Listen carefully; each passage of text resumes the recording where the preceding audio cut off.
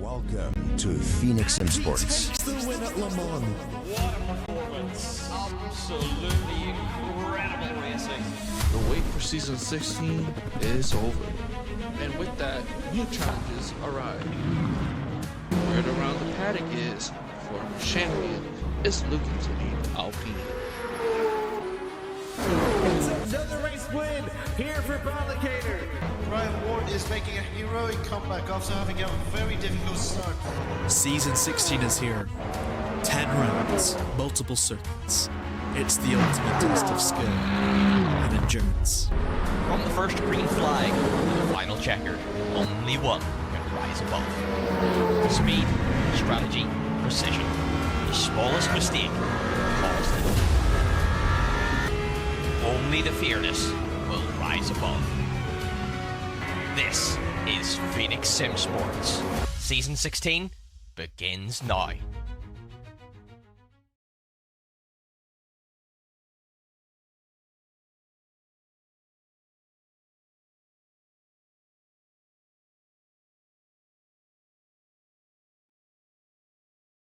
Good evening, everyone, and a very warm welcome to the penultimate round of the Phoenix Sim Sport Le Mans Championship.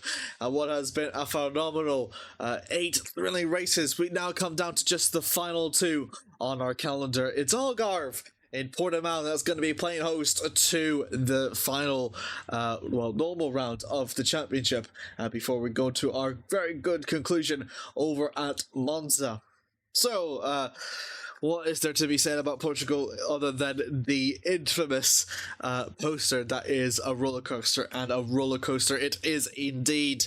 Portimao has been known as one of the most infamous motorsport venues of the modern era. In fact, one of the most beloved as well in just a short time that has been hosting the F1s, but also been hosting the endurance racing in the 2010s as well, and has always managed to see a plethora of excitement in the namesake 6 hours of Portimao, which has been held for about 3 years, 2 years actually, once in 8 hours and then once in the 6-hour format, which in those cases for them both, it was the GR010 that took the win overall in both the hypercar classes, and it was very exciting to have watched back then. It hasn't seen its return though ever since they're in the endurance racing scene, but it's going to come here in pretty interesting fashion nonetheless. And if there's anything to go by for what last season is, it's definitely going to be a monster driver's favorite, and something that can really shift a championship completely around. Quick overlook through the championship standings verbally as it happens. Lorenzo Hendricks from his 6th place, which was his worst result, does not include that in his drop round. He still holds on to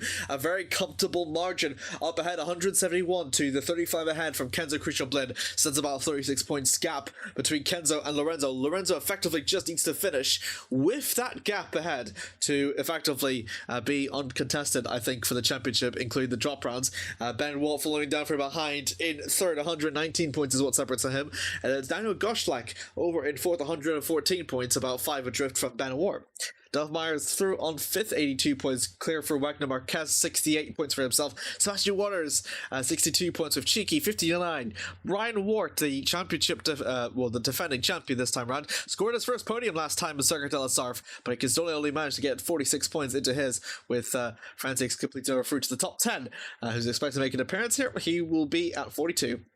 The GT3s, a completely similar story to what we've seen last season, although not in the way that we think. Bradley Kerr still holds on to a pretty good lead, 235 points for the British driver, quite clear ahead of Stuart Brady, the next driver, and his teammate, 160 points ahead of him, which is going to be 50 points down below the man in 3rd place, and Emmick Wormstrand, 110 points for him, or 49 points, if I do my math correctly.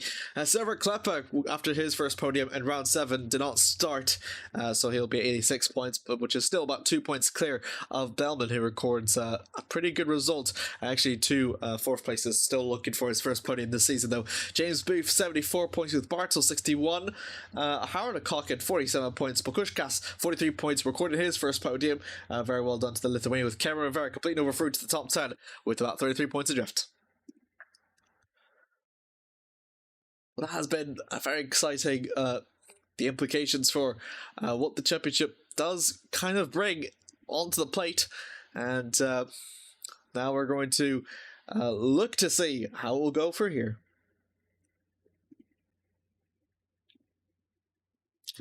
So, normal time zone for the board. The GT3s are out in full swing, and we're now falling through a. Usually you follow through the leader, but now a newcomer, not a newcomer, Daniel Tab is the driver we're riding aboard with now here. Donning through the 48 McLaren here.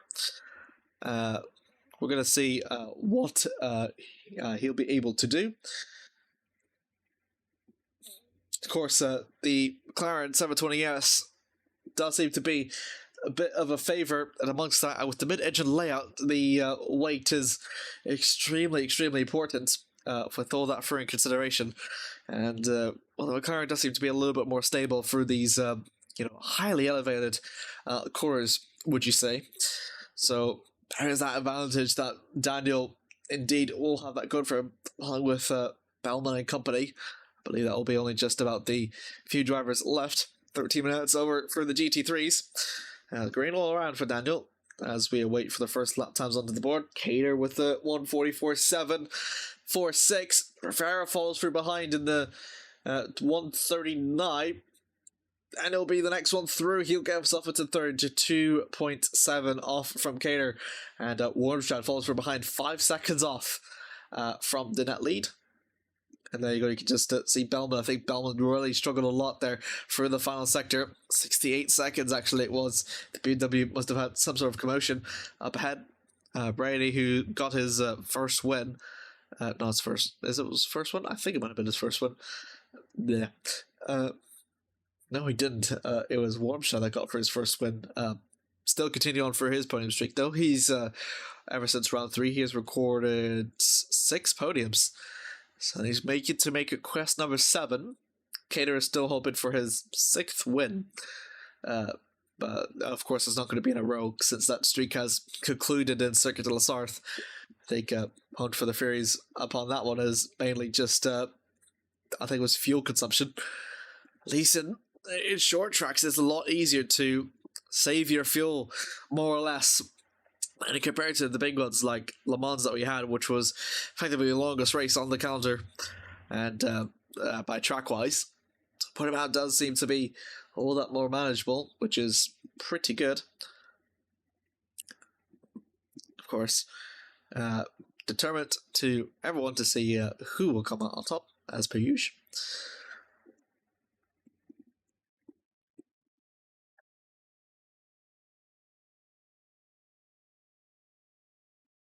Cater goes himself, still pole, and that's about 6/10 off from the Puerto Rican in Rivera. So Rivera doing really well. Bartels responds 3/10 off. Tam does improve as well. He pushes himself up through the 4th. Brady's exiting out through the final corner. We'll see how Cater's teammate can manage here, as that was someone else also proving. That might have been Bellman. Has Brady for the line. Ooh, that's seems to push himself back. Clapper still continuing on through high, has got himself up into 4th. Upon his return from his podium, still looking to keep himself up into the podium streak alive. Although just out from Rivera though, who's currently best of the BMWs. That is Bartels going slow from the 2nd sector. With lemons and runs that we have left going, is second the best that Bartels can do? Is what the big debate is going to be like. I think previously in the last round it was Cater and Rivera last time around that had a debate, a tight competition over for 2nd place last season in Portimao. Tamak going for his outlap, so he's definitely escaping to the pits somewhere. Belgi, he's donated for a new livery today, which is, let's see. That's nice.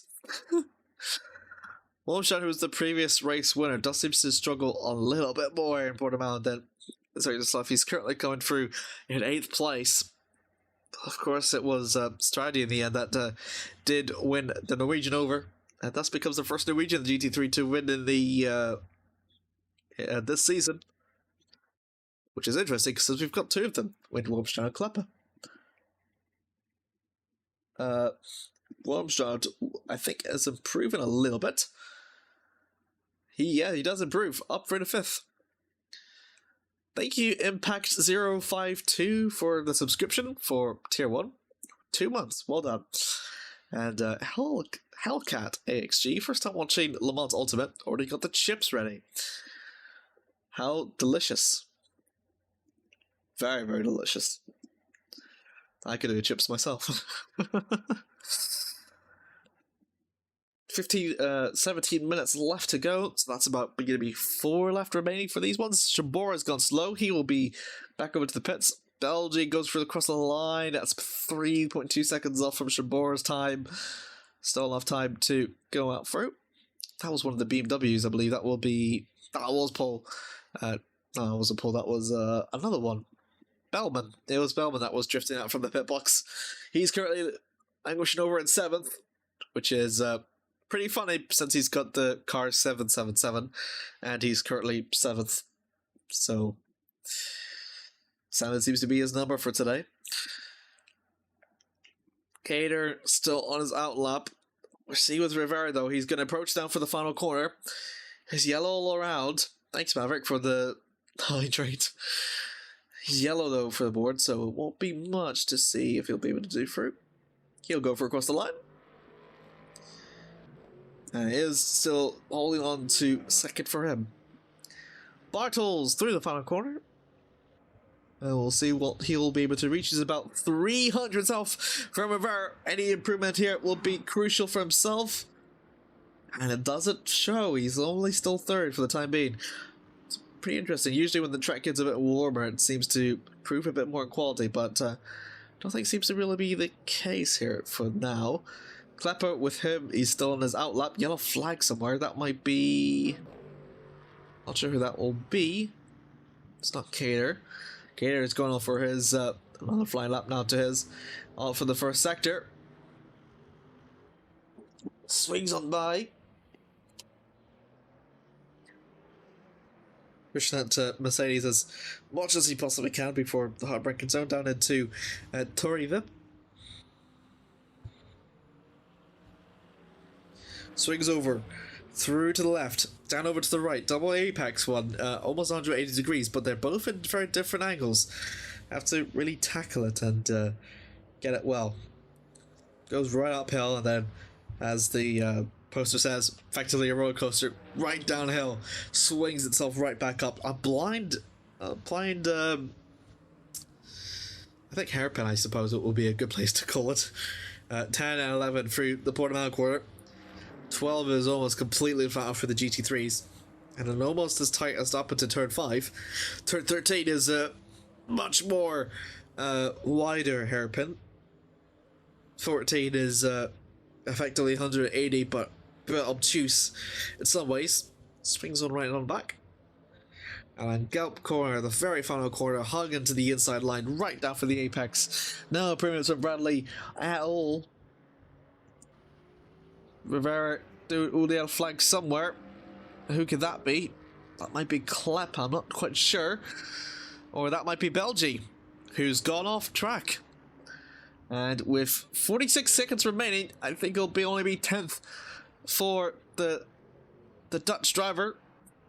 Wormstrad has still found ground, but he's still only going to be 6th. That will be Bellman, I think. That was not Bellman, that was Rivera not going fast, I believe. So that's unfortunate for him. Cater, we'll see with him.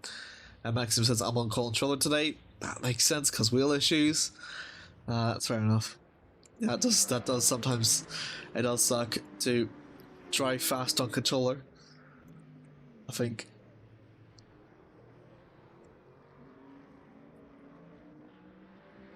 50 minutes through on the clock. I don't think there's any improvements here.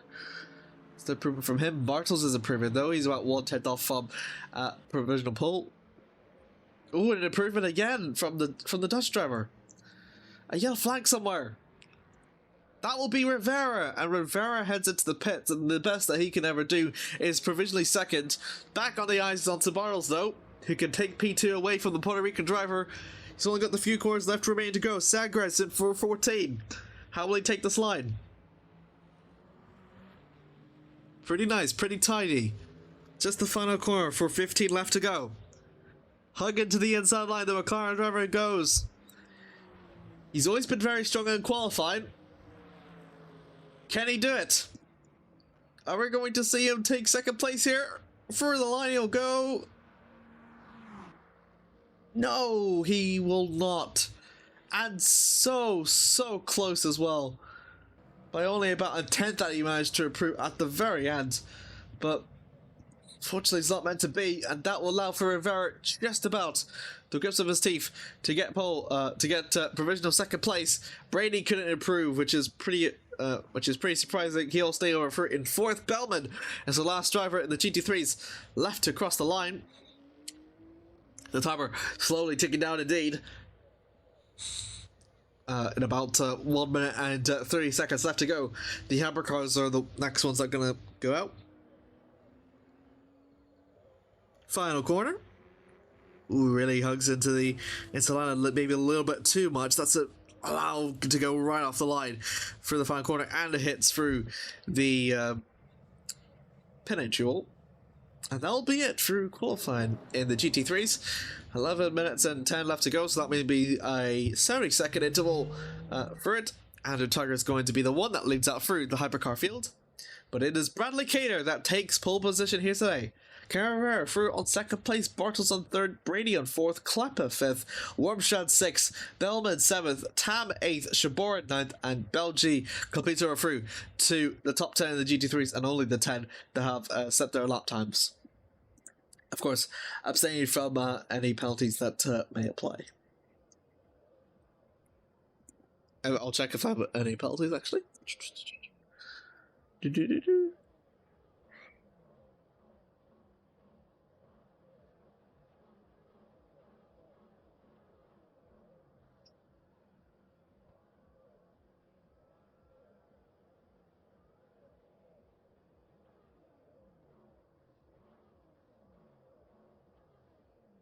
Well, I was expected to receive a qualifying. Okay, so got a couple that have got to serve a qualifying man, I believe. So I believe McCurdy and Bao have got to serve those, but we'll see if they do turn up or not. 10 minutes left to go, which means that it is the hypercars that are going to kick us off. And it's Andrew Taggart that leads for the way, followed by the man that finished over in second place last time in Le Mans, in Ryan Ward. It was his first podium this season, which is, if you say in his eyes, a bit long overdue, as the defending champion of the Le Mans series, having brought Kenneth Dahl Pearson to the very limits in season 15, seems to be well out of the picture now. Instead, it's a different story. It's between Kanzo Cruchamblin, his brother in Ben Award, and current championship leader Lorenzo Hendricks. That's I think seems to be one of his more very struggled campaign that he had in Le Mans. But the Dutch driver, I got it right this time, Lorenzo. You can't make fun of me. Dutchman driver records his worst result. Of course, it was a very, very hectic race, though. Seen him in a battle with. Trying to remember who it was. I think it was Marquez or Francix. Francix. They might have been Francix for P5, and it was happy continually throughout the race, and just didn't really seem to be anywhere. Now we'll go over through to Taggart, who's got through the final corner left to go, and we'll ride on board with him now. Let's see how we'll do here. On board with him now. Approaching over through turn 1 in Primera, in 90 degrees, over 300 kilometers an hour. Slightly stretched out through our angle, swings back over through to 2. Then a very tight hairpin that will go very shortly upwards for Lagos. Thanks Super Dog 102 for the subscription. Elongated over through to 4. Nearly 90 degrees or obtuse in this way. 20 for turn 5, a very hard breaker, so the slowest that you'll ever be for the GT3s and the hypercars. Around 60 kilometers for the apex speed, straight out of it through. Flat out through 6, hug it into the inside line as much as you can, then swing it back over through 7, then go wide, and then back over, close it in for 8 on Samsung. It's blind, but you have to figure out the line on where you have to go. Hug into the apex to hit over for 9 of Craig Jones. Don't hug the apex on the exit though, you want to try and keep it to the middle for turn 10. Swings over through to 11, the 90 degree. 12 is completely flat out here for the hypercars, and then it breaks over to turn 13, the second slowest in the track. Not quite as tight as 13, but probably more important for 14 of Sagres. Hugs in for the inside line. A bit of a wobble there from Andrew. Final corner for 15. Oh, it really seems to be struggling. Couldn't really hug into the inside line. That will mean that his first lap will indeed be compromised. And it will not actually set a lap time at all for Andrew.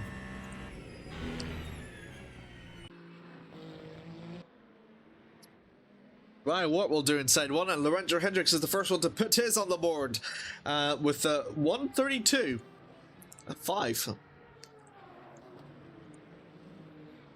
Following through the rest, Duff Myers. Only one closest through to Lorenzo as it stands, 6/10. Ben Ward, meanwhile, displaces to get provisional pole, and so does Marquez in for his home Grand Prix. I think it is his home Grand Prix. The Portuguese driver takes provisional pole. Wheel. There's your friend will indeed go again. Franzix through the final quarter. He will be green all around for Evo. 9 seconds off though for the second sector. So the thing definitely has dropped it somewhere. Does position himself higher. Although the only one left to have set the lap time now will be Andrew.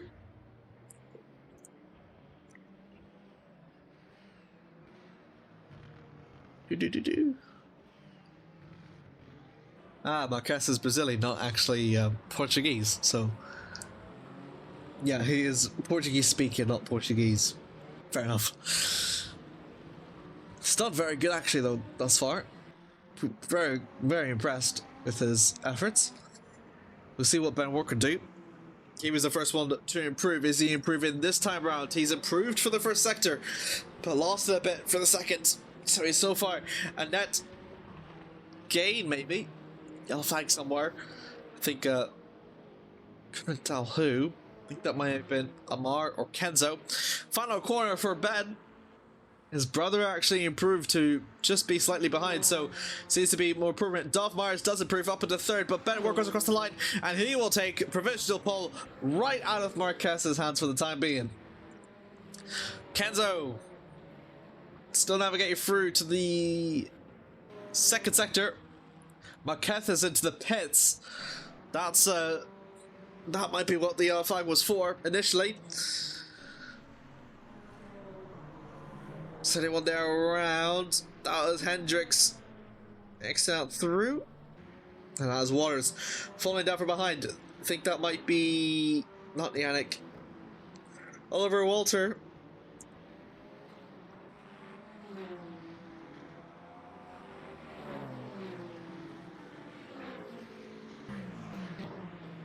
Ooh, goodness me. You can see the traffic is already starting to get a little bit hectic here. Oliver Walter has made his first appearance here in the Phoenix Sim Sports Le Mans Series. Has been invited in round 8, so he's making his first time racing here for the German driver. Another promotee is Francisco Leme from Brazil, who will make their debut very soon. Kenzo Christian Blin takes the new fastest one. Lorenzo has gone across the line to push himself up in the third. And Makarov out through on a hot one here. 3 minutes left to go here. A yellow flag somewhere. That will be Waters back into the pits. Ryan Ward has found himself nearly within the podium too, kind of out of reach. Tori Vipil go. You can just see the car just being dragged down, and you can see the sparks flying out of the bodywork. We're having a debate here about custom liveries prices here at Le Mans Ultimate. I always thought that was stupid. Whereas X out for the pets, but so does, I think that was, I'm not sure that was Kenzo? It was Kenzo and Yannick. Not Yannick, that's Sebastian. They both X out for the pets. Out they'll go. And out Candle goes. Who awaits for traffic to be in? And yes, he will. Ben still on for his charge. 2 minutes and 20 left to go.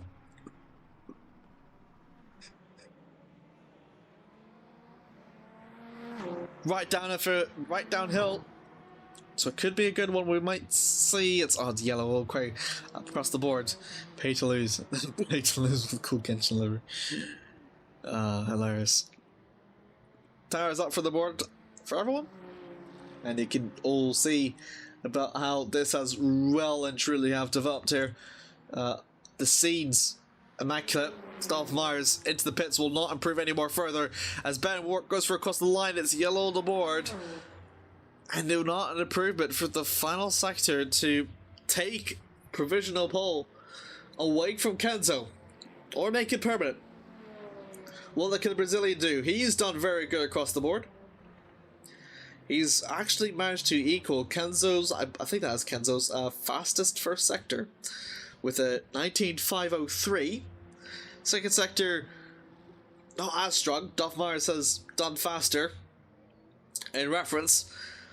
But the final sector could be a chance to put Wagner into the podium. The podium places. 60 seconds left to go. Is the Peugeot going to break it in through? No, he will not. And so marginally close as well. 300s off from Lorenzo. Speaking of Lorenzo, he's the fastest in first sector. And a 1,000th improvement than his carmate in Wagner. Yellow flag somewhere. That will be Amori Amar that's entered back into the pits. Kenzo is exiting out, heading into Tori Vip for turn 5. 25 seconds left to go. Looking over for Ben War. He's entering out for turn 10, 11, and... Sorry, that was Lorenzo Hendricks. 10, 11 for Portimao.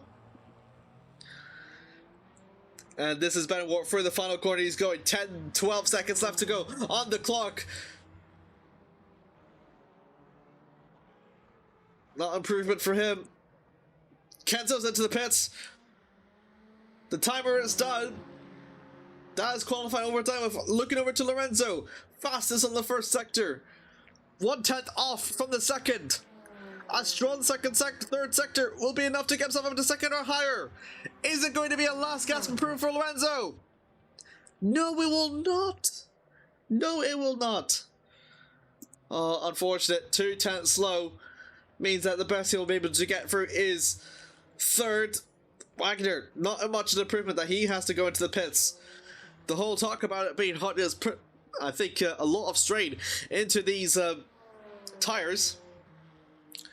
Sebastian Waters, one of the last cars out on track to set for a lap time. Ben Wart is still going on ahead. I think he's eyeing for an improvement here. How did Mav end up last? Commentator's curse, I guess. Yannick Sedlar through the Aston Martin, holding on to P11. Improvement of the first sector, though. 1/10 off means that he could push himself a little bit higher, maybe. But 1 second slow for the final one, I think, will not be enough. Oliver wanted for his Tier 1 debut, up in the top 10. And will stay in the top 10. Ben Wart, meanwhile, he'll go for across the line, and it will not be an improvement for him. He will still remain in second position. Wow. An incredible, incredible race indeed that we have right ahead of us. And with the starting order now fixed, we can now go through to the session results. Kenzo Crucial Blend, a very, very important pole position for himself, especially when you consider for the championship implications he has trying to continue on through to the final round over at Monza. Ben Wart up in second place, and Lorenzo Hendricks completes over through to the top 3. All the 3 championship protagonists currently occupy the top 3. Wagner Marquez through on 4th with Dolph Myers 5th, Moriamar 6th with Ryan Wart 7th, Sebastian Waters completes over through 8th with Eva Francis in 9th, Oliver Walter completes through to the top 10, with outside of that Yannick Sedlar in 11th with Andrew Techart over at 12th for the hypercars. GT3s, same old, same old. Bradley Cater, another phenomenal pole position to his name, but this time a bit closer than usual. 3/10 off from behind from Ken Rivera, who seems to record his best qualifying result so far this season in second. Michael Bartels, very strong qualifying performance for him as per usual. Third with Stuart Brady over at fourth. Kleppe, fifth, the previous race winner, and Wormstrad in sixth with Bellman in seventh. Daniel Tam in eighth with Paul Chabot, ninth with Maxime Belgi in 10th. And that will be it.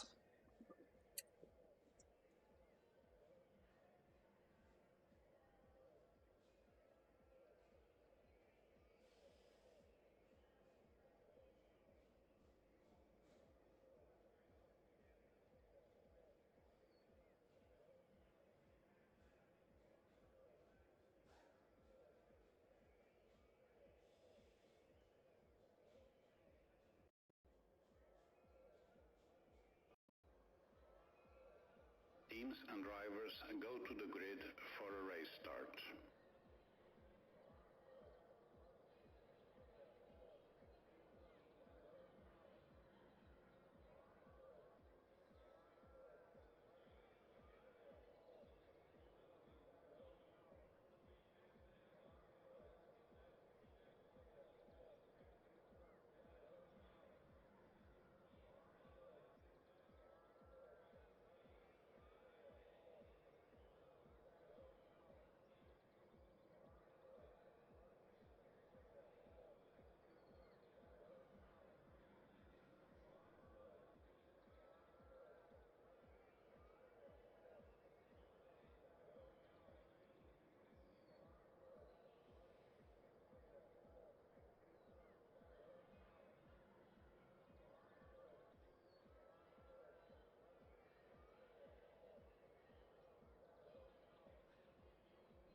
Okay, we'll go for the starting order just very quickly before we start the race. Marina DNF incoming. Kenzo Christian Blaine competes through row 1 with Ben Wart in second. Lorenzo Hendricks, the championship leader, third with Frank Marquez in fourth. Outside of that, it's Duff Myers, a very good qualifying result for the American. Amori Amar in sixth. Ryan Wart seventh. Sebastian Waters eighth. And it's Eva Franchix ninth with Oliver Walter outside that. Outside of that, the GT3s, Bradley Cater lead with Rivera second, Bartels third, Brady fourth, Kleppe fifth, Wormstrad sixth, Bellman seventh, Tam eighth, and Chabot ninth, Belgi 10th.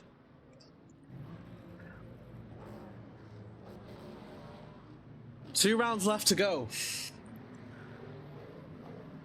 An important race to determine what the championship may look ahead for Monza in the final round of season 16 of the Le Mans series here at Phoenix Sim Sports. Is Kenzo Christian Blaine with everything to fight for. Same with Ben Wart. Have to do everything they can to bring the fight to Lorenzo, who starts behind them.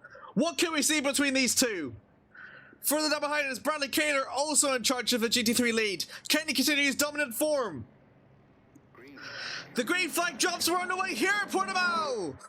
Looking to be a pretty good start for Kenzo. He's going to try to fend it from Ben. Meanwhile, further down behind, that's Lorenzo going side by side with Ben. He gets himself over to second place, and they bang wheels. Ben has to go back, has to go side by side, heading down over for turn 3. And look at this. Ben has to hold on through the outside line with Lorenzo still banging wheel to wheel. Out for turn 3, coming down very forward, but Ben Ward still manages to get it through. More exit from Lorenzo means that he's got Wagon and Marquez to go side by side, heading down for turn 5. Laying on the brakes, Lorenzo goes. And what an overtake that might be! Wagner Marquez also makes an overtake. Ben Ward is discombobulated. He's dropped down from second down to fourth with an unexpected overtakes by both Lorenzo and Wagner.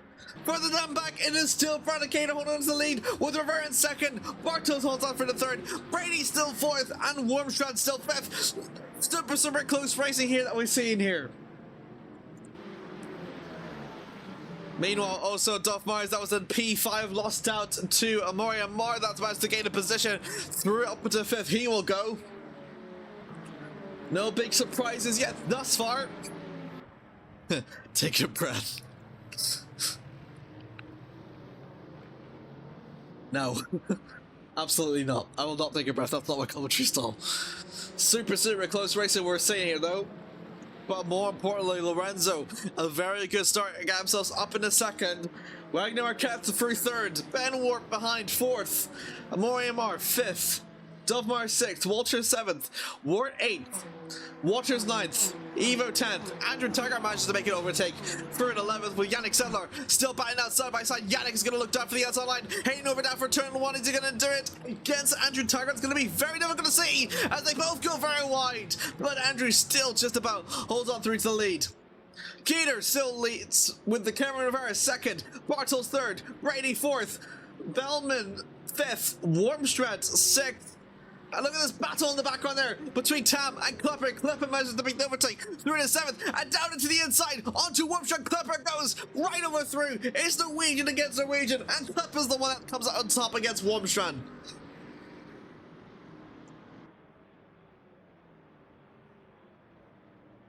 Turn 5 upcoming now, and Klepper, I think, good far ahead to keep it up ahead.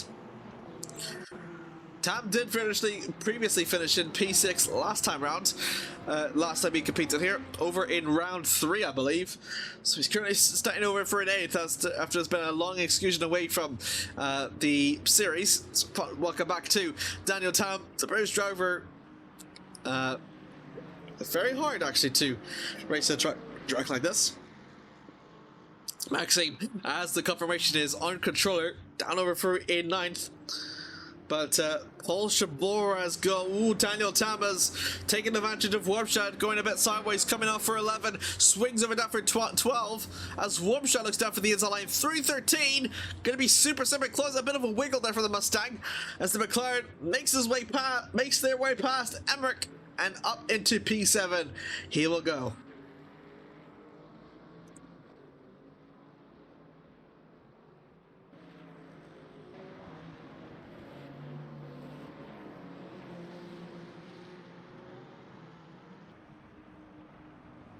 Further up ahead, it is Kenzel that still leads from Lorenzo. Amori Amar as Dolph Mars makes his way back up in the 5th position. Amori Amar has cooked it way too deep, and Walter able to take a bit of advantage into his debut, able to maybe just about get to P6. We'll see. But no, Almar defends pretty well and doesn't make that mistake too costly, as he only loses just 1 position through the Dolph Mars. He's trying to look for a way though, coming over for 11 through 12. That was a bit of a lock up there from Amar, as Walter trying his best to look his way through, but has to worry about through.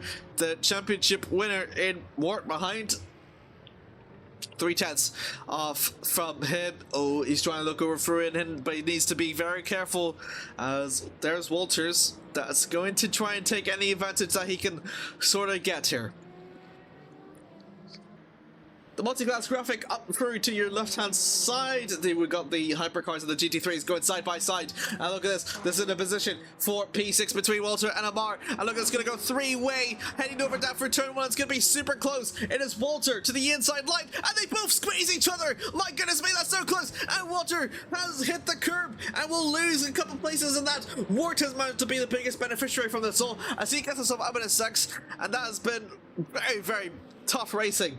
Andrew Taggart too deep, out for 3, with Sedlar still going side by side. That's Frantics, that's gone off somewhere, and he's dropped down through the pecking order, out into the top 10. And here we go, Andrew Taggart down into the inside through turn 5, as Sedlar's trying his way to deny that move, but has to be really careful not to be able to spin himself off from where Taggart's bumper is. Klapper and Bellman, the closest ones for the GT3s we have now. Still Cater, still Rivera, still Bartels, still Brady, and still Klapper.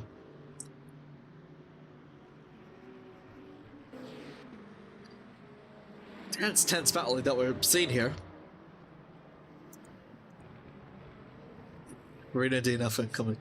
He's not actually DNF'd yet thus far. Maxime has actually done very well into the top 10, I think, definitely. Just not an easy feat, as we've said, to drive a controller unassisted. Yannick Sedlar doing very well against Andrew. Through the final corner, they will go to complete with 53 minutes left to go. Pit stops including as well to not discredit. That is Waters against Amar for P7. Guess Walter's been dropped over down to P9, but can't really blame him. Sadler still defends well. And there's Evo joining in the midst of the party for going to make it a 3-car trade for P10. All red too as well, which is pretty funny to think about. The BMW versus the Ferrari versus the Aston Martin.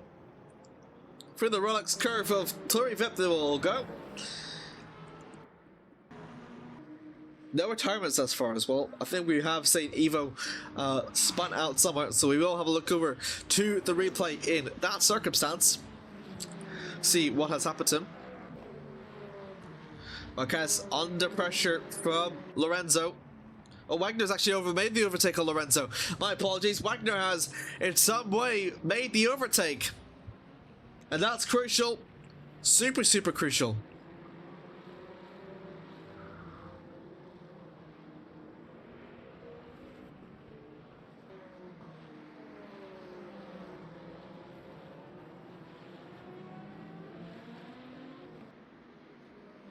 Final corner for Amar Waters.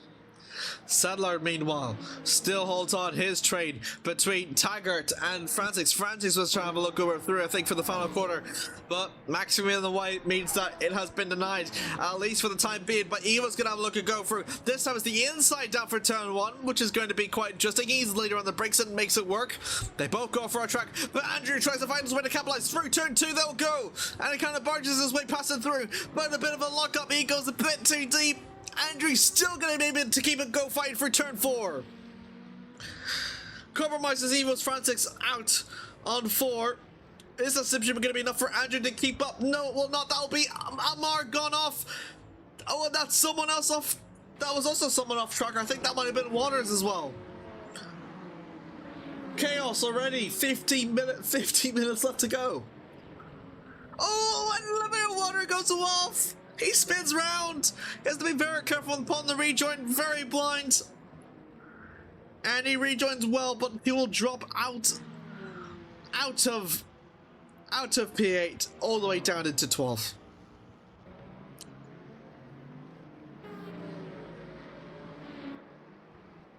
Of course, we will look through to the replays soon to witness what has happened. We will indeed do that.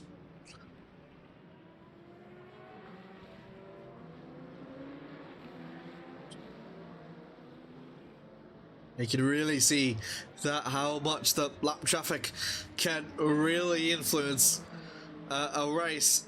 Yannick Sedlar really seems to be well ahead of Andrew Taggart, actually, and Eva, I've just realised. I got lucky with the lap traffic or something or some other. Waters is behind. Yeah, so we will. Amar and Walter is a replay. And we will do that very soon.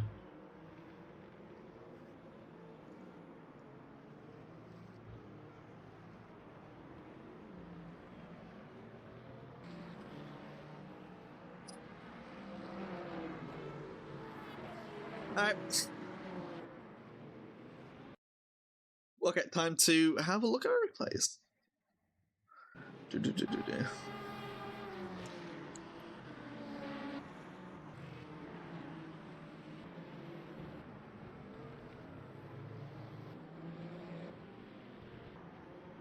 Here we go. This is Amar against Waters, I believe. Ooh. Yikes.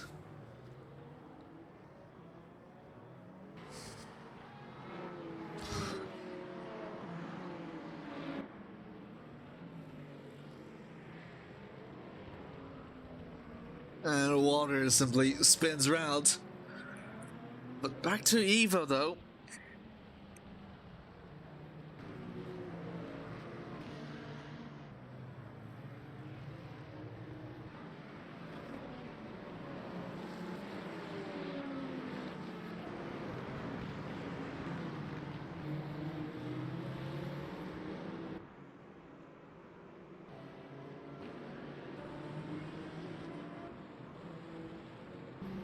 Ooh, there it is. That's a spin. That's coming out through. Ooh, gotten a bit of promotion actually. Ben Ward reacted to Olivier and spun round through turn 9. Andrew Taggart, first one to come into the pits.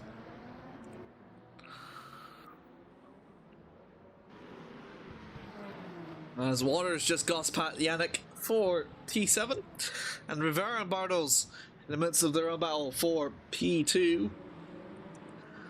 Lorenzo, not sure if he's been dropping back or not, but now he'll drop back even more to bed.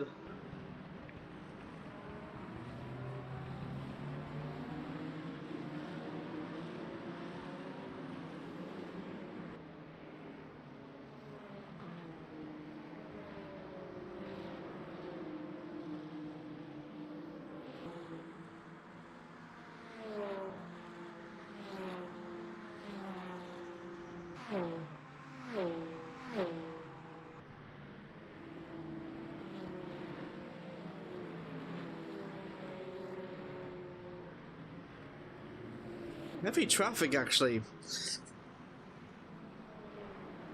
Ooh, as that is gonna cost Lorenzo heavily. It's gonna cost him heavily, and Ben Ward has found himself into the picture from that GT3. And look at that, Ben down into the inside of turn 5. Bit of a lockup. Nothing Lorenzo can do. He's been boxed in a bit. Wasn't expecting it. And that is a real true case of what the GT3s can do in hypercar battles. Lorenzo, second all the way down to 4th in the span of 5 minutes. A little bit worrying for the championship leader.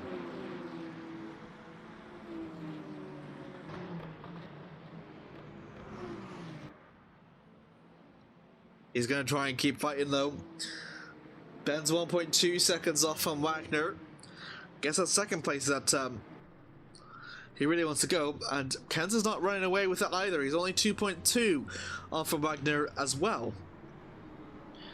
So there's Bradley Cater, the current class leader, as Ben Ward navigates right for the outside. Lorenzo sticks down to the inside.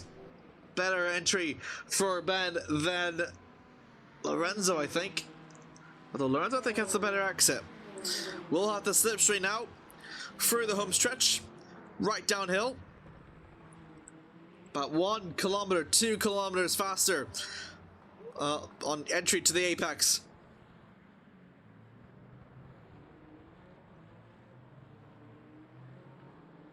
Oh, yellow flag somewhere. That will be Maxime. Oh my goodness me, that's so close. Oh, and that will be Lorenzo taking avoiding action. Very costly, but Maxime still keeps it running. Again, he is on the controller, so it is difficult, as aforementioned. Ooh, boy, that's rough.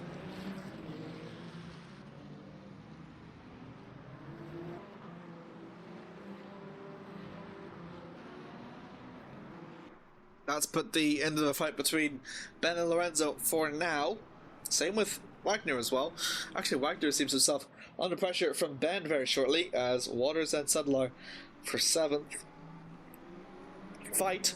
So is Rivera and Bartels as well. What nice camera work this is.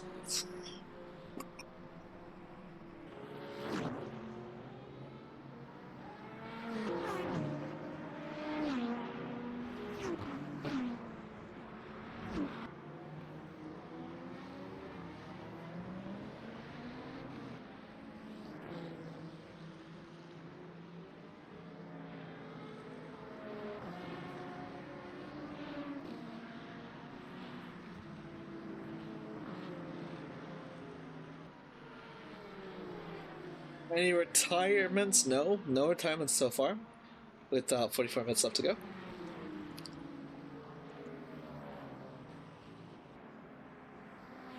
Here we go. Bartels and Rivera. This has been a long time overcoming, and the Dutchman is going to respond. Down over for turn 1. Oliver has to worry about a contact over. Bartels spins around. And into the podium he is. He's dropped out of the podium. Klepper will also get through 4th, Bellman 5th, but unfortunately for Bartels, from 3rd all the way down to 6th. devastating news for the Dutchman. Kenzo finds himself now under pressure from Wagner and Ben behind, nearly 6/10 amidst between each other. Was previously in control, but now he finds himself in a need to defend from Wagner, from Ben. Lorenzo's 1.5 seconds off, so the Frenchman doesn't need to be worried about him for the time being. Toivip next. Down to the inside line.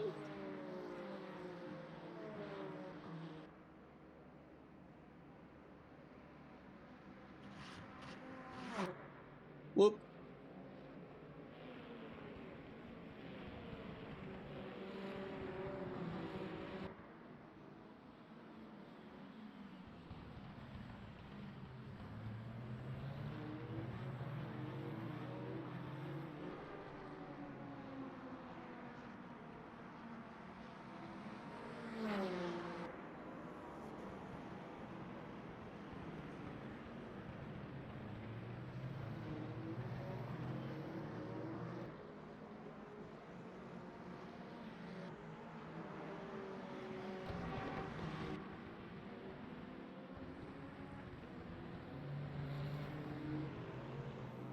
$42 minutes left to go on the clock.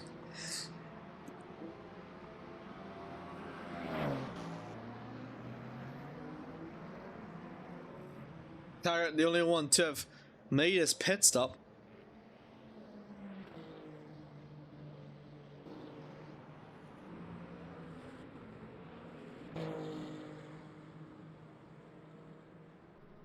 Kenzo under pressure from Wagner. Wagner's made the overtake onto... not onto Ben, I don't think. I think Wagner has just caught up in general. Final corner. They will go for the start-finish rate. 41 minutes left to go. 4:10 separating between Kenzo and Wagner. Wagner on course to record his first race win this season. In fact, he's only finished on the podium once so far. That's only ever been second place. Wormshot moves out for the way. Through him, Wagner applying for the pressure through turn 3.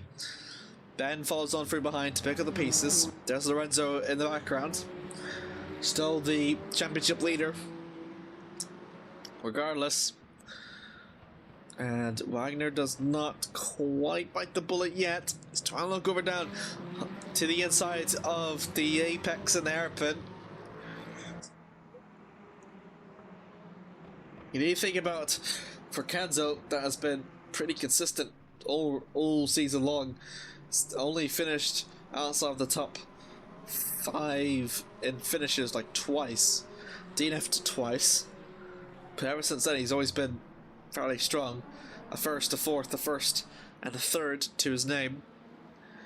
Then you got Wagner, who's been 7th, DNF 7th, 3rd, 7th, and then a 4th. Ben Ward has been really found his pace in the second season, but he's always been longing for it ever since his second race win back over in round 4. He's been eyeing for something similar to that kind of form that he has had. It's come so agonizingly close, but Goshlag, Kenzo and Lorenzo are the only drivers on the field that have been repeat winners. Banawar is the only one through the championship contenders that hasn't. And the DNF at Le Mans has really put a hamper to that blow. Of course, Lorenzo, Kenzo and Ben, with their drop rounds included, that is all their drop rounds have been a DNF. Lorenzo with a DNF, Kenzo a DNF 2 rounds ago, and Ben a DNF just the last round. Only Ben and Kenzo have DNF'd more than once. So they're hoping for Lorenzo to either DNF here or tomorrow or next week to have a fighting chance. But basically, for their words, if Lorenzo just keeps scoring points or finishes, he'll effectively be champion that way. So that's the thing that it stands. It's your recorded worst result, which has always been the thing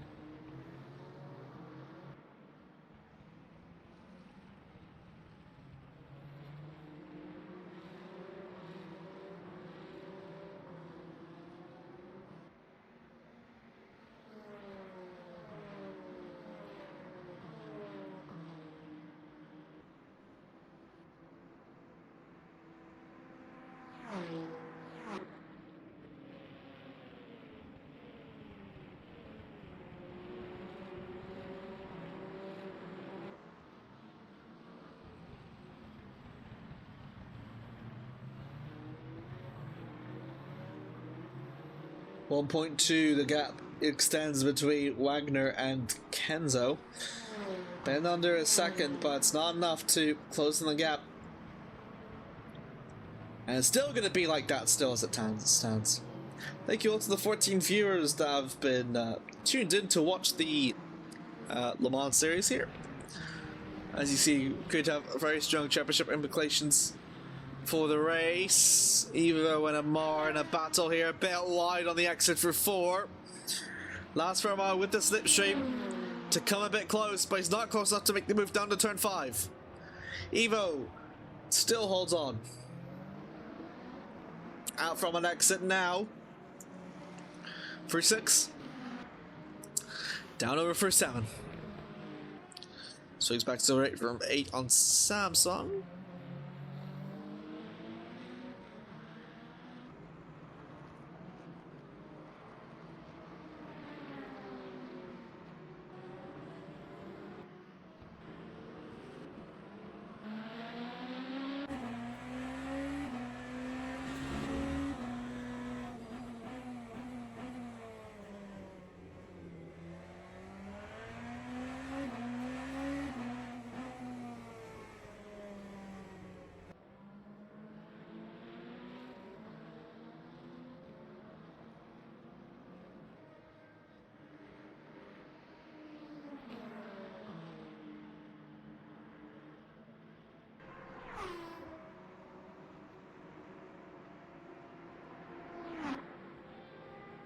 "36 minutes left to go onto the clock."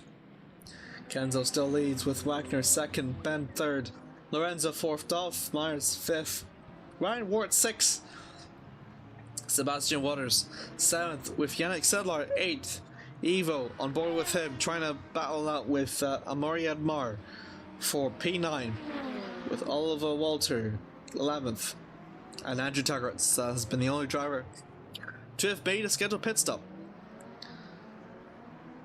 Makes the move, and up into P9, Amari Amar goes. Recovered for his the collision with Waters for P7 it was. Ended in tears for him, but is now picking up for the pieces now. Banawart has found himself at the back of Wagner. Might be a little bit tired. 3 seconds, the gap has indeed extended to! Oh my goodness me! And that's a massive, massive collision between Ben and I think that might have been Maxime, I believe.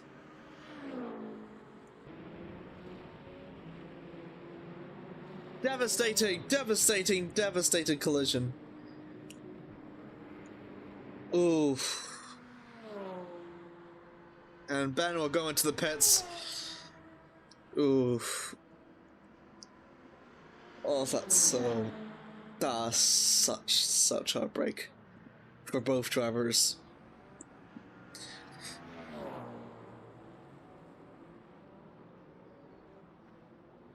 Oof. Wagner is now uncontested for P2.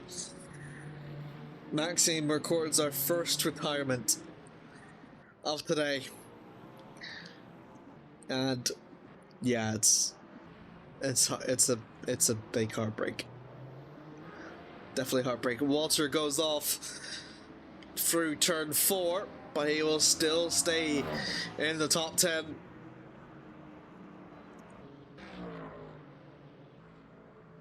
As Andrew Taggart making his way through, so I think Ben will have to repair some damage.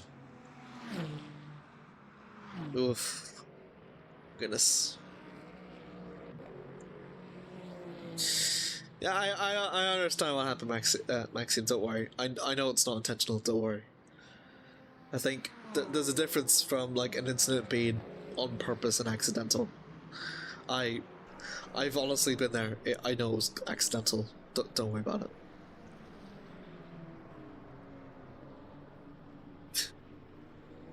it. It is such a shocking feeling and a very sad one too, especially if you're slow and you think moving out the way is a good thing, but yeah, I know it's a panic. Yeah, kept my controlling steering's input kept tweaking when I had like 60%. So my wheel is going crazy, which caused the collision. Oh, sucks. Yeah, that really does suck.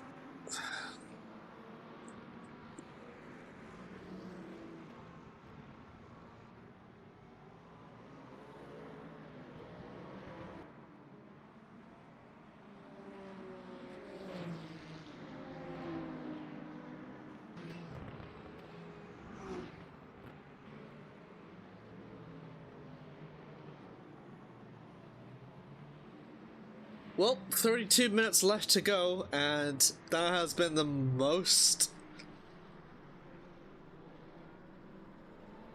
violent crash that we've seen this season. Definitely by far. Right, Ward has an accident for the pits. Is it repaired is the question.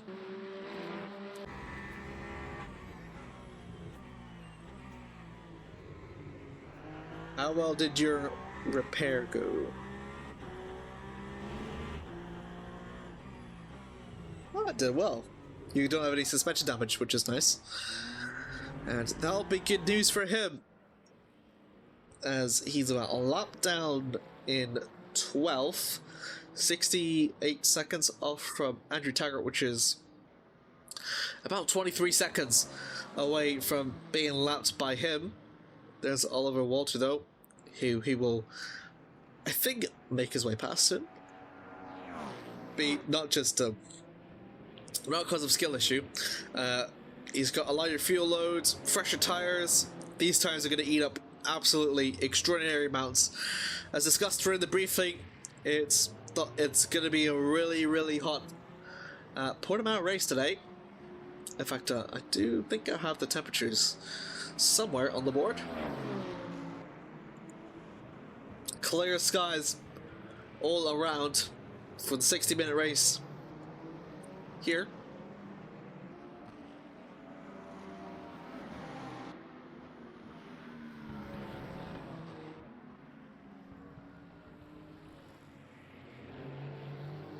Down for the inside, he will go. You can just see War has got a lot more grip to carry through to the second sector.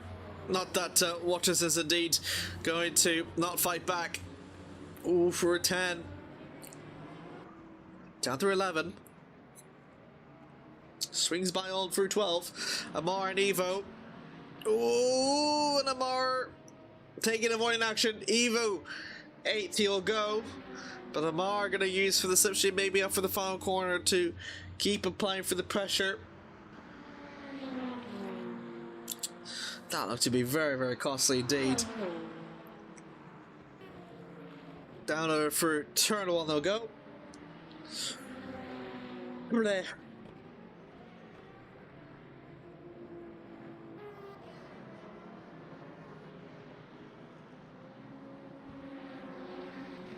Brady? You didn't... I don't think you hurt Brady, I thought. Klepp and Bellman are the next people to go into the pits. Klepp, Bellman running... Bellman was in the top 3, I believe, and Klepp 5th, I believe?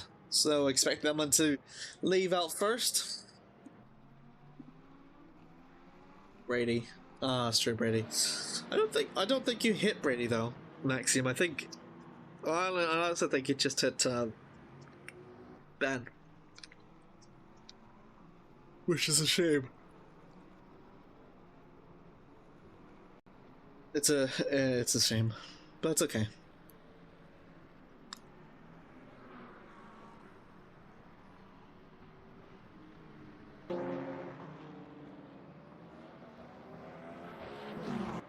"28 minutes left to go. We've got our next driver into the pits.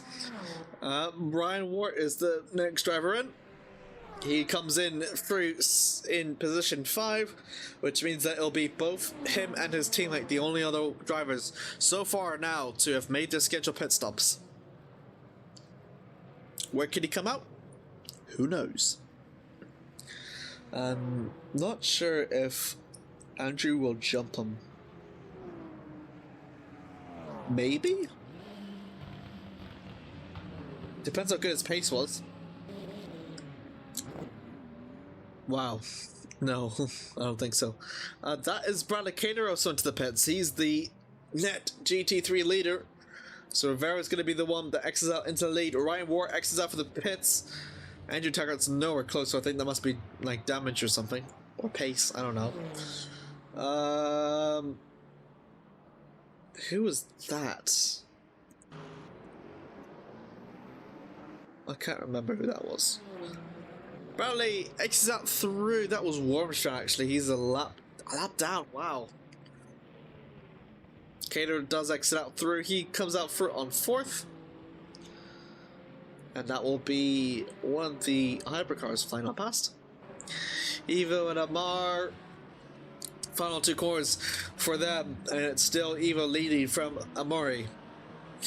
27 left to go. Expecting our next pit stops very soon.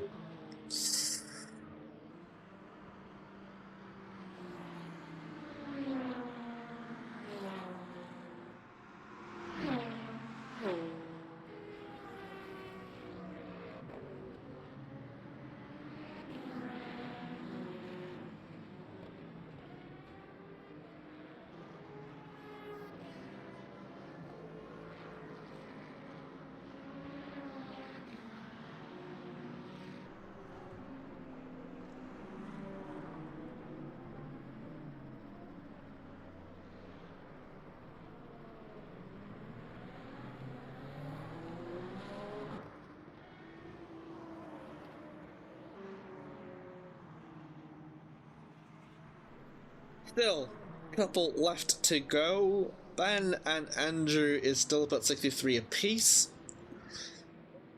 Ryan 10 off from Andrew.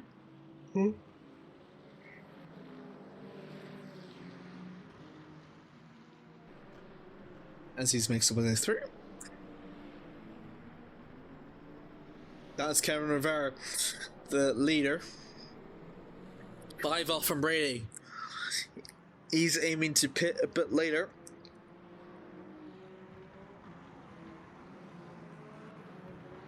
And there's Brady, indeed. There is Bellman, no Bartels, who elected to pit early.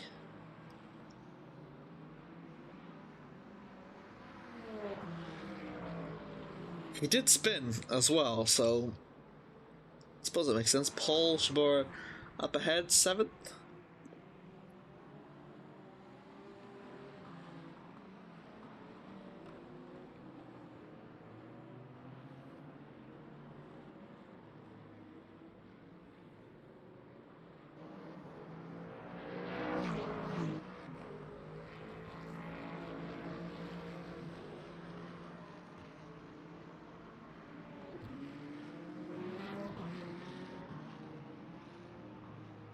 Ooh, makes his way through past Paul. And a good move there by Mikhail.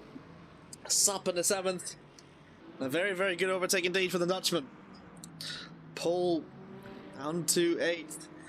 On track. If strategy.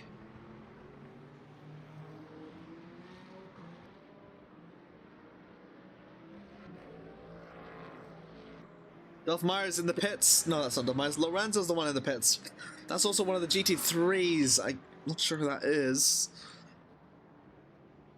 Or not a GT3, could be just some car. Championship leader electing to pit at the... with 24 minutes to left to go. At the 36 minutes.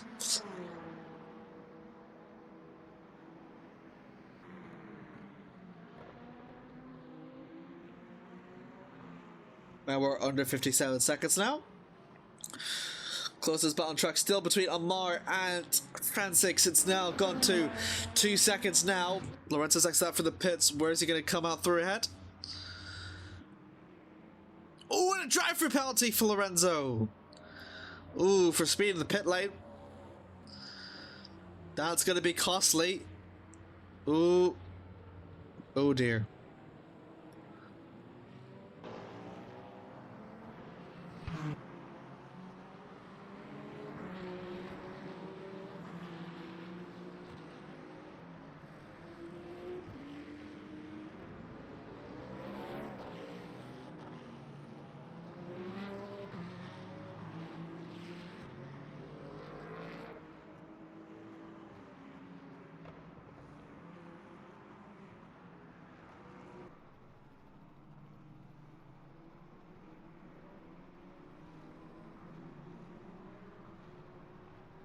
Devastating for Lorenzo as that pit speeding is going to demote him. Let's see, 26 seconds. So he would have been fighting for seconds. That means he would have been, I think, 6th, 7th, 8th. The important thing though is he still racing? The answer is yes, he is. So not completely on the end of the road for the Dutch driver.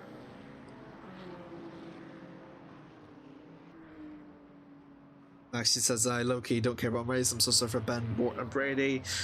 Wow, just watched the replays of a mix of set control issue and my personal mistake. What a crash. Yeah, it was very hectic.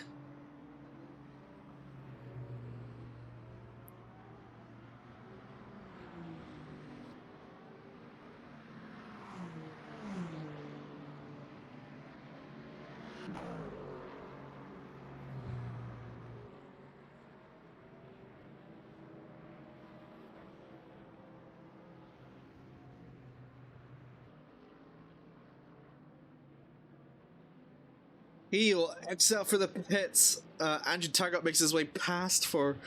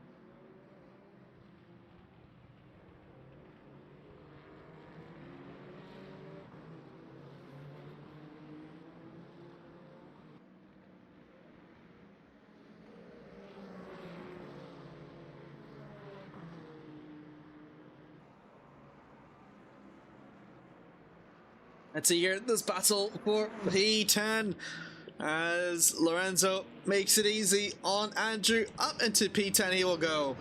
Swings right on by as Lorenzo says goodbye. I'll see you later. Amara and Evo still in the midst of a little bit of a battle. Amara's slowly caught up. It's now gone down to under a second between those two.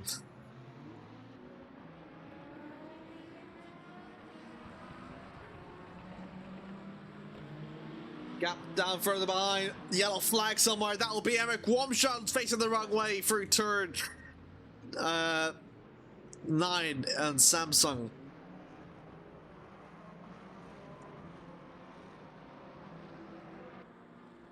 Gap between Evo and Amara is just pulled away somehow. As actually, that's why Amara's into the pits.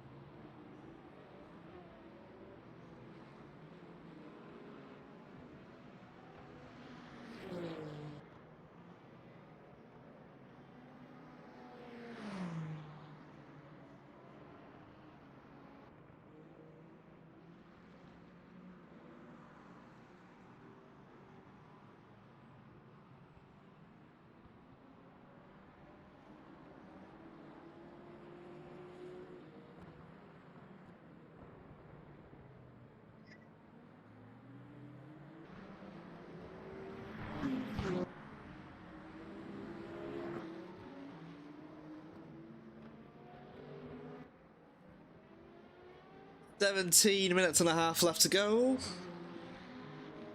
Approaching for the dire stages, Kenzo, a good lead. Now approaching over to 10 seconds between himself and Wagner. The only other challenges between those two. Lorenzo, a driving penalty. Ben Wart suffers from a collision with Maxime. Means that it is really just a dogfight between those two. Although Kenzo seems to be doing a bit better than Wagner. Wagner sets the fastest lap though. Between those two. Only Lorenzo and Ben have gone faster. Ben the 132.2. Lorenzo 127. Damn. Impressive. Bradley Cater on a move against Daniel Tam does make the overtake, I think, to get himself up into P3 right for the final corner. With the assistance of the hypercar, it's as easy as you want, and that means Mercedes is going to be pulling away. 5.3 seconds between Bradley and Stuart Brady, or Stuart Brady Lee Cake. Oh, I forgot Cater. I don't know.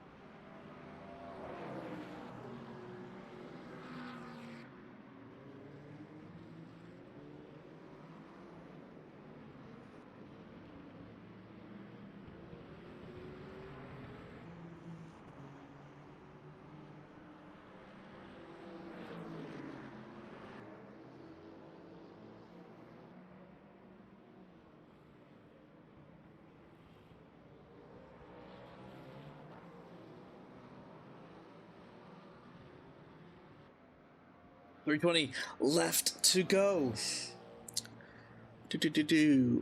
Oliver on 7th. No! That's a mark on spinning round off to the side. And he was just recently had his pit stop, so he'll drop down to just about into the top 10. As there's Andrew Taggart further than behind. It could have gone even worse for Amar, but not dead.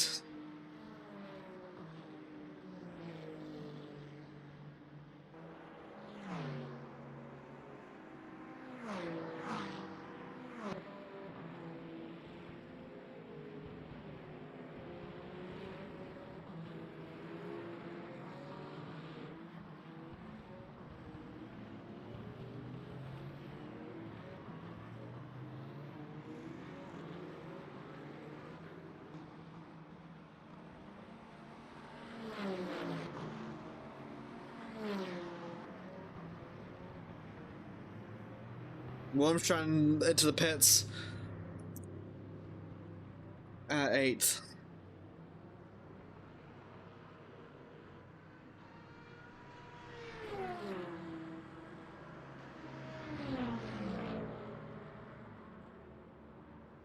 Waters down behind, also into the pits. He was running in P5, I believe. It's been, I think, a pretty good incident with Waters.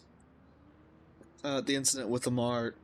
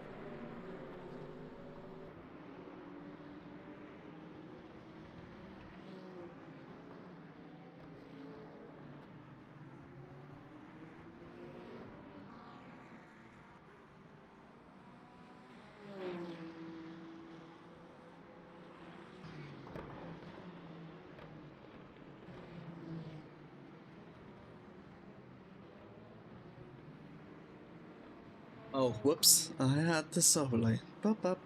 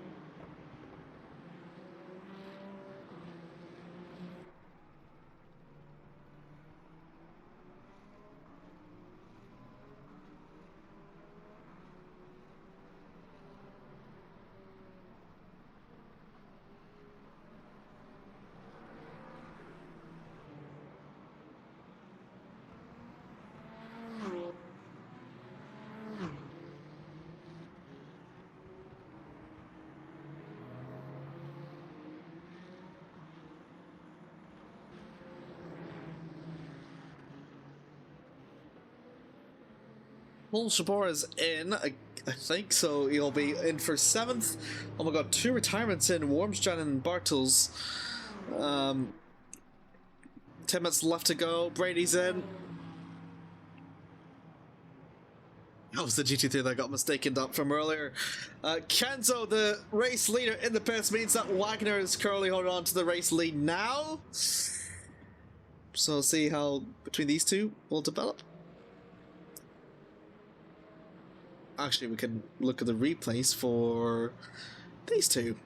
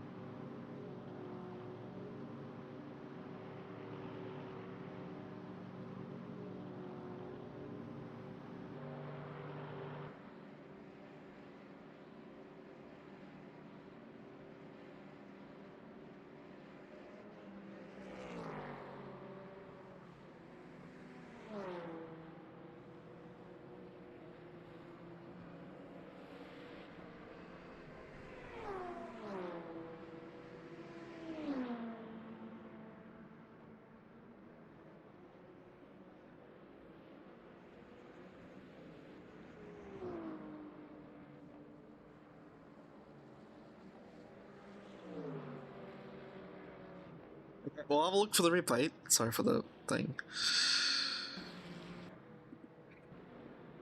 Disconnect?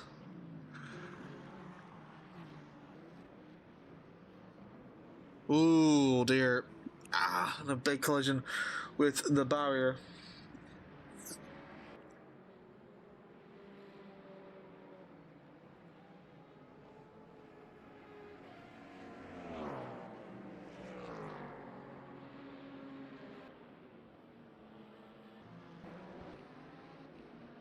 Wormstrand, I think, was just a simple into the pits and a retirement.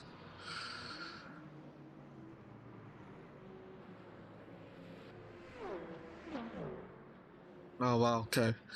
Back live, we will go with 7 minutes left to go onto the clock.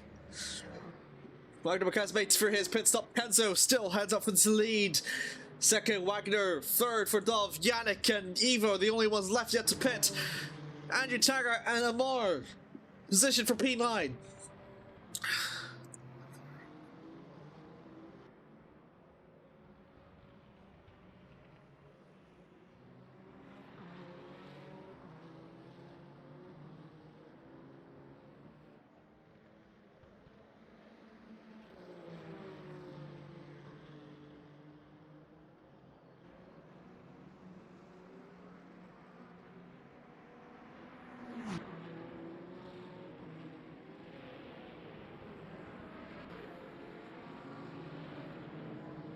Ooh, Amar goes wide for turn 1s and 2.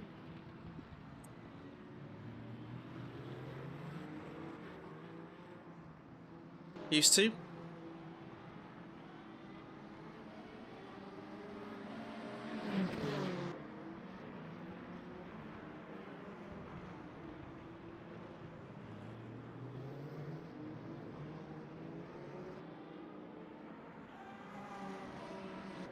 And let's see here.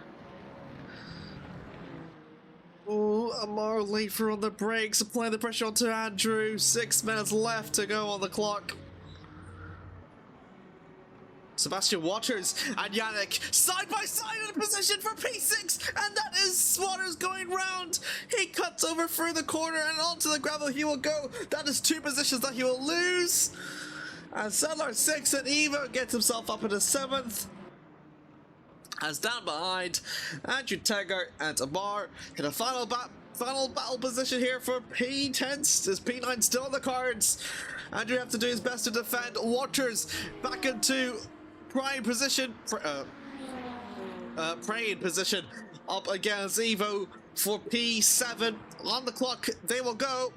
Down over for turn 1, GT3 in the way of Bellman. Is it going to land for Evo? Evo makes contact with it, and look at this. Waters seizes an opportunity, cuts down into the inside for turn 3, and he'll say thank you very much. That BMW kerfuffle has allowed for the Peugeot to get himself up into 7th, as further on down behind, Andrew Tiger and Amar are in a battle for P9.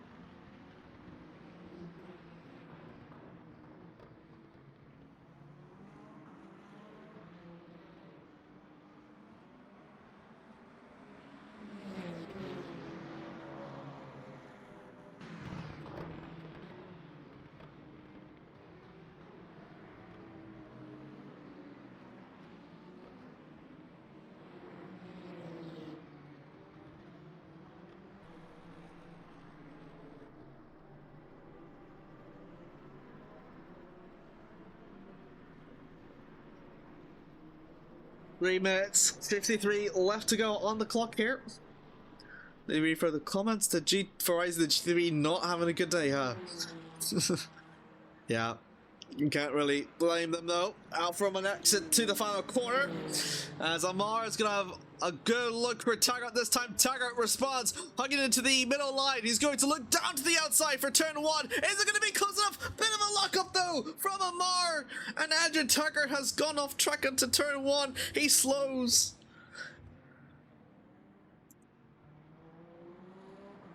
As Amar continues on ahead, I think he was waiting to give the position back, but Taggart seems a bit angry.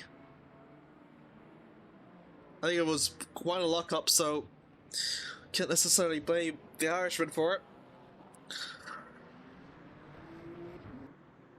I'm still not moving. Might continue on. 2 minutes and a half to go.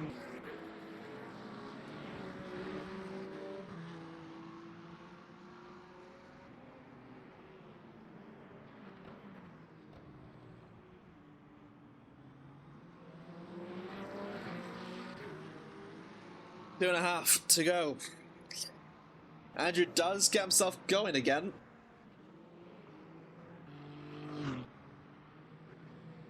Is he struggling?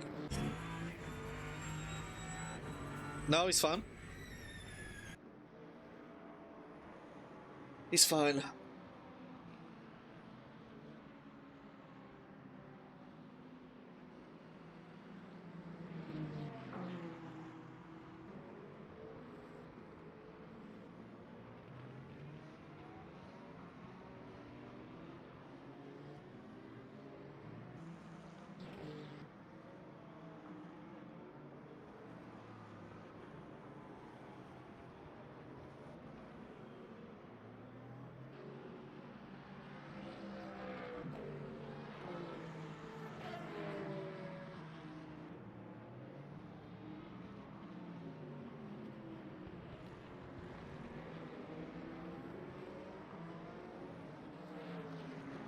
Oh, Pedlar into the inside. Oh, goodness me, with the GT3s bit in the way. But Sedlar with the very good move against Warp. Not Warmstrand, that would be Shibora, I think. But look at this. Waters brings the fighting contention over down through to the final corner, final sector. Sedlar to the inside line. Could be aligned for a very good result here for Aston Martin. If he can just fend off from Waters for another minute or so. Waters down for the inside for the penultimate corner as he will take P6. Lorenzo comes up for the P5. Ryan Wart P4. Myers third. Wagner second. And Kenzo leads. Here we go to the slipstream though for Yannick's advantage. Just one more lap left to go here between these two in a tough position for P6. He's going to look down into the, but it's brilliantly defended by Waters as he hugs into the middle of the track and down into turn 3 is going Sedlar trying to capture it onto the hairpin, but he's too early on the accelerator as he spins around, and that will mean that he will not be able to pursue any more further.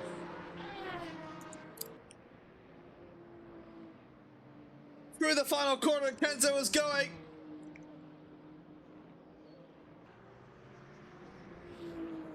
The checker flag indeed drops as it's Kenzo crucial win. He's back on the winner's circle once again, and a fantastic pole position to race win for the Frenchman, leading all the way from start to finish. Wagner Marquez completes a very brilliant second for the Portuguese driver and to record his best result this season. Dolph Myers, a very fantastic podium for him. It's the third time that the American has scored a podium this far. Ryan Ward continues on through his good stream of excellence. A first podium in, and he's recorded with another top 5 finish here at Portimao. Lorenzo Hendricks, meanwhile, 5th, a very important 5th for the Dutch driver. And still, he will maintain his championship lead. Bradley Cater exits out for the final corner now, and he's going to record what is essentially his 6th race win in the GT3 class.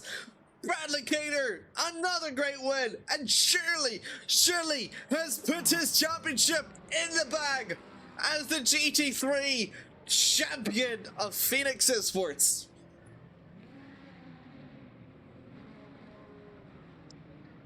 Further down back, it's Kevin Rivera who records a very strong 2nd place. It is in fact his third equal best result. It's the 3rd time he's gotten a 2nd place, and his 4th podium overall. 5th podium overall this season in 8 races. Very good for him as Brady continues on from his streak. It is now 7 times he has become a podium sitter here.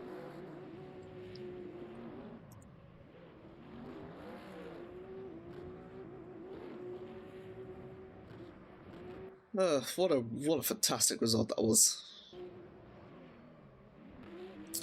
I will look over through to the results. Kenzo Crucial Blade, a very phenomenal race win. The Irishman caused the lockup, so he can be blamed surely. I see. I saw the tire smoke, so I thought it was you. If it wasn't, I apologize. Kenzo Crucial Blade with the fantastic race win to his name. That is the 3rd time he's got the race win with Wagner Marquez. Very brilliant for the Brazilian. He scores 2nd place, and Dolph Myers in 3rd. So it's three drivers from 3 continents make up for the top 3 in the hypercars. Outside of that, it's Ryan Wartford in 4th, Lorenzo Hendricks, the championship leader, in 5th. Very good for Lorenzo. I think he's effectively like 1 stop from being champion, I believe. Waters 6th, Sedlar 7th, Francis 8th, Amar 9th, and Walter completes our fruit to the top 10. Outside that, Andrew Taggart in 11th, with Banner Wart with the incident with Maxi means that he will only be in 12th. Following our through to the GT3s, we have Bradley Cater, who gets another race win to his books. That is his 6th race win this season.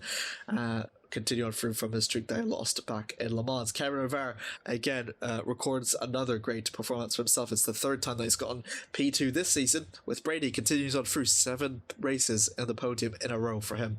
Outside of that, it is Kleppa, Bellman, Tam, very good for him, with Shabora 7th, Wormstrand 8th, Bartels 9th, and Maxi, completing over through to top 10. Warmstrap, Bartels, and Belgi, only ones that did not finish in the end. Alright, that has been a very incredible race. So I will just have a bit of a breather and I will look over through to who will interview. Oh wow, got quite a few people. Alright. Kenzo, I will start with you first. Your third race win. Massive congratulations through on the impressive feat. Pole position and leading from lap 1 to the end lap. So, how does it feel to get this race win under your belt? It's the best feeling ever. A feeling that 13 is back to look like some an amazing race like that. It's awesome, really. I was not expecting to do this. It's because I really hate this track. Yeah, absolutely. A very tight qualifying between, I think it was you, Ben, Lorenzo, and Wagner for pole position in the end, and you came up for on top.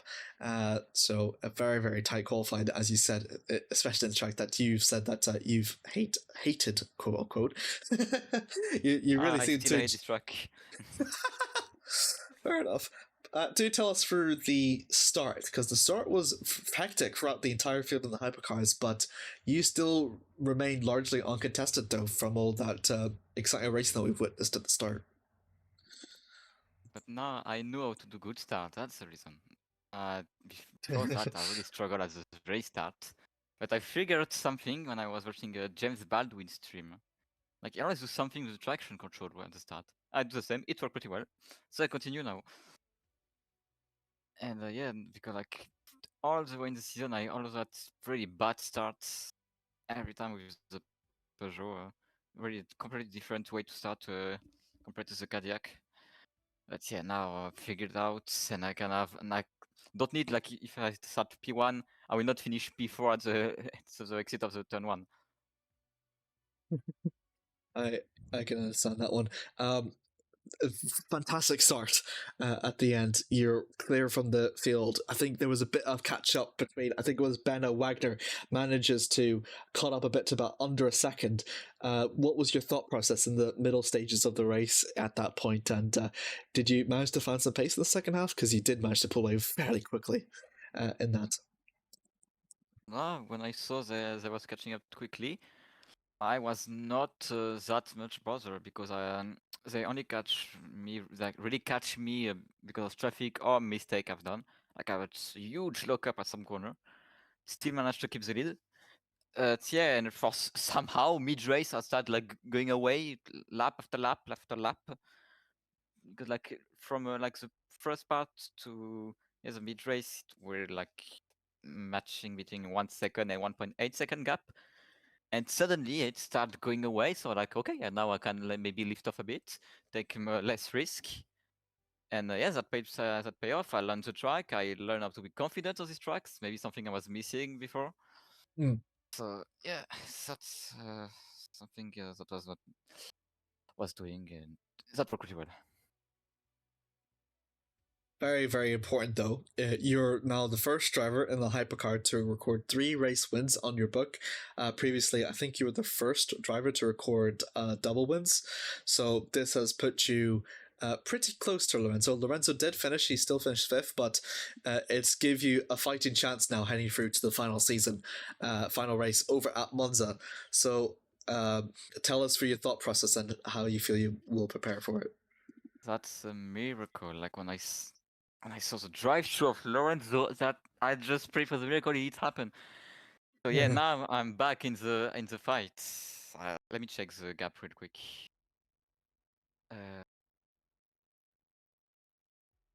So yeah, Lorenzo still leads the championship. He's at 186 points, but I'm right behind with 173 points.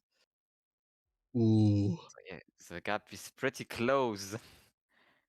So now I just have to do massive practice for Monza. That sounds really exciting. Also, I think wasn't Monza one of your strongest tracks last season as well? I'm pretty good at Monza, yeah. That's a track that I always like because it's I really like to. My driving style is really to brake late.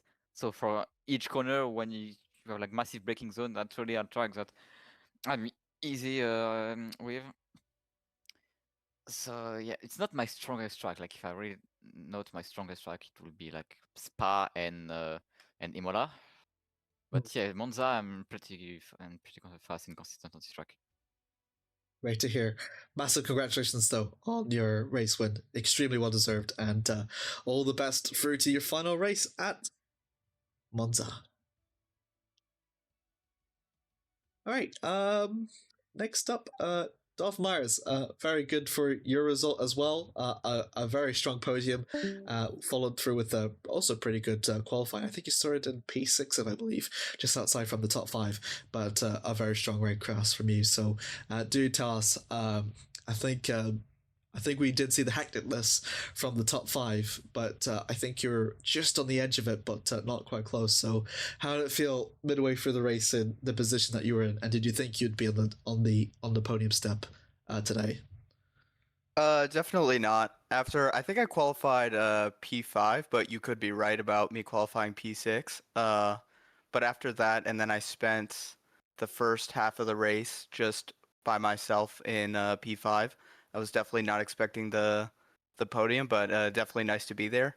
Sometimes I feel like that George Russell meme where it's just do nothing P3. I feel like my second race where I've just turned up on the podium, so definitely nice to happen.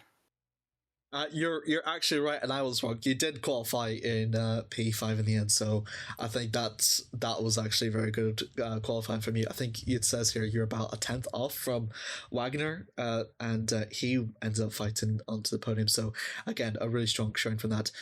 Did see a bit of the battling between. I think it was Ben Ward that got caught up in an incident with which we'll come to later, and Lorenzo suffered from a driver penalty. So you said that doing nothing got you P3, which is some cases, which is true in some cases, but also, would you feel that also like not being involved with battles and like effectively driving clean also benefited you in that way as well? Like you're under everyone's noses. Yeah, definitely. Especially around this track, traffic can be very tricky. With the fast sweeping corners, so I know just the key to traffic is just to be patient. Don't throw it up the inside anywhere, and just be respectful ultimately of the GT3s, and it ultimately paid off. I wasn't actually sure about what happened to Ben Wart in the end, but I had a feeling he got into an incident because he pitted around the same time as I saw a Ferrari GT3 in the middle of the track. So I had a feeling, yeah. So definitely just being patient with traffic paid off in the end. Just giving them the respect they deserve. Nice words. Very nice words. It's your third podium this season, which is a very good feat. Put your first podium in the first race, and then your second in the third round, and now you've cultivated off with another one here. You have not finished lower than fourth this season from all the races that you've attended. First of all, are you attending Monza next week, and how do you feel heading into Monza next week? Yes, I should be at Monza next week, hopefully. I'm feeling good. Monza is a nice track. I definitely like it a lot more. I'm more on Kenzo's side, where I'm not a huge fan of Portimao. It's not my favorite track.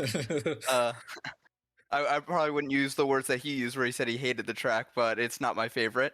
So I'm looking forward to it, but I know I'll be at a little bit of a disadvantage being in a LMDH rather than LMH, just because the LMHs tend to have a slight advantage on the brakes. But definitely looking forward to it, and hopefully I'll keep my streak of not finishing below P4. Well done on your another great podium, Dov, and massive congratulations, Fred. Hope to see you over at Monza. Thank you, thank you. Maxime, over to you. First of all, fantastic new livery. Love it. 10 out of 10. Yeah. I thoughts.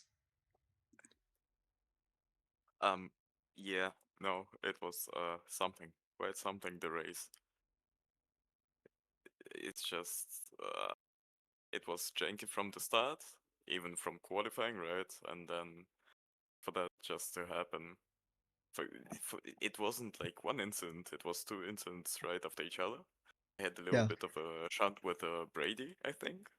And then I just noticed the hypercars too late and did a completely stupid thing, which caused Ben's race to get ruined, I think. You did say on the stream, and I'm not sure for anyone that didn't notice, you were racing on controllers. So, as we know, racing on controllers is really really difficult than racing on the wheel. I mean, Kato does it. But yeah, I just found out about like an issue with just like when I had my steering wheel turned halfway on controller, it was like switching from 20 to 60% all the time, which I think in the replays it could have been seen in some turns that my wheel just pretty much straightens out mid-turn. And was kind of the instability that caused the incident with the hypercar. Yeah, I did see the replay, and I did tell you that it did not look. I think some things are like, oh, looks intentional. No, I think everyone can swiftly say that that was definitely not intentional. I think, as you said, partially my error as well, but it's just, you know, something that will happen sooner or later. I think the good. I think the good thing is, I think you said your wheel was going to come back if you said that correctly. It's just like I think it's an LMU issue because I was racing ACC earlier today and everything was fine with the wheel. Oh. And so yeah, it's just like an LMU issue that I get input latency just like randomly, like. That was the reason why I was doing controllers, and if it doesn't get fixed in LMU before like Monza, just have to see what I'll do there. Well, I hope the issue will surely be fixed, but yeah, it was very unfortunate what happened to you, Maxine. But still, you did turn up and show up, even though despite you had your wheel issues. So I think that in itself is you know, quite plausible. It's just a shame about the these things. I know they do happen, but at least the good thing is, I would have been P10 anyway. I would have been P10 anyway. It's just the fact that, you know, other people that were actually in fights got involved in it is the fact that makes it kind of bittersweet. Yep.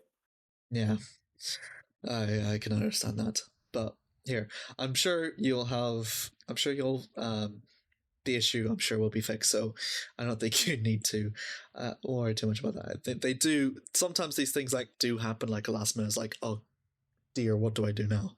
But I think I don't think you need to worry too much about it. So massive thanks for the talk though, Maxi. Sorry about your incident, but only just the last round in Monza, and hell, you've done a fantastic job in the GT3s thus far. Yep, you know, just have to learn from that and, you know, be more careful next time if something similar happens. It was a good race. Even for like my worst track probably on the calendar, I didn't expect myself to do like good at all. So before the incident I was doing halfway okay for my like expected pace. Yeah, that's also true as well. Thank you very much, though, Maxine, for the talk, and all the best wishes from me as well to Monza, and hope the Farina livery takes you far. Hopefully, otherwise I'll have to change back, or maybe make a new one. I'm not sure. Maybe it's the unlucky one, you know. maybe a new one. Yeah. All right, all the best. See yous. See ya. Okay, wow, that has been a very exciting Portimao race. I think I'm not sure if I expected not lead changes or not, but a very phenomenal one. to have watched. Kenzo Crucial Blin has been the one that comes up through with the fighting chance, which means that it is between Kenzo and Lorenzo that goes over through to the final round. Round 10 in the Temple of Speed. It is Monza that's going to be the definitive finale here of the 16th season of the Phoenix Le Mans series, and it'll be determined to see which one between those two drivers will be crowned hypercar champion.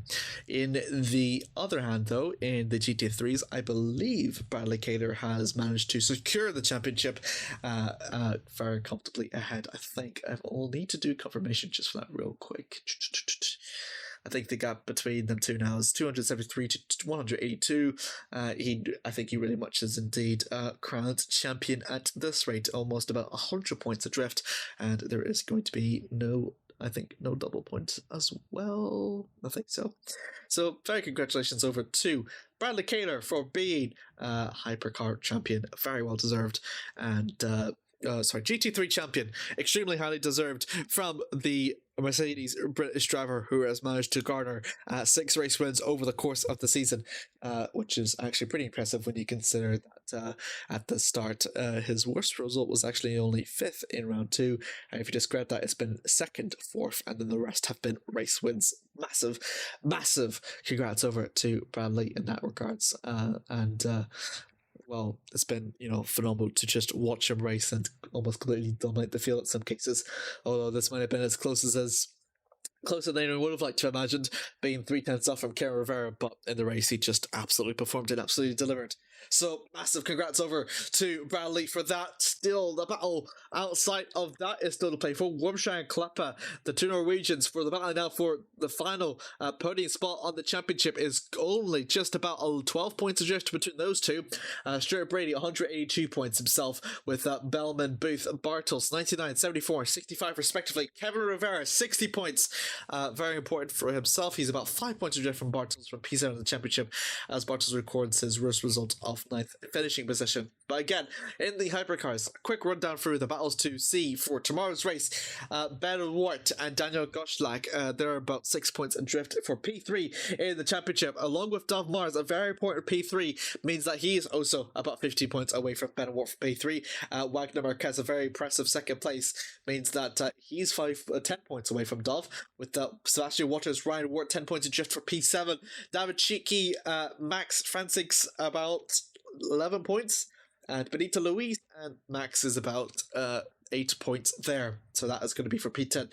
But the important thing is 186 points to 173 is the gap between Hendricks and Kenzo Crucialpin. It is 13 the margin that Kenzo needs to do against Lorenzo if he wants to be crowned champion next week. And for Lorenzo, he just needs to finish either ahead of Kenzo or drop down, but can't be any lower than the 13-point margin if he wants to be called champion at Monza.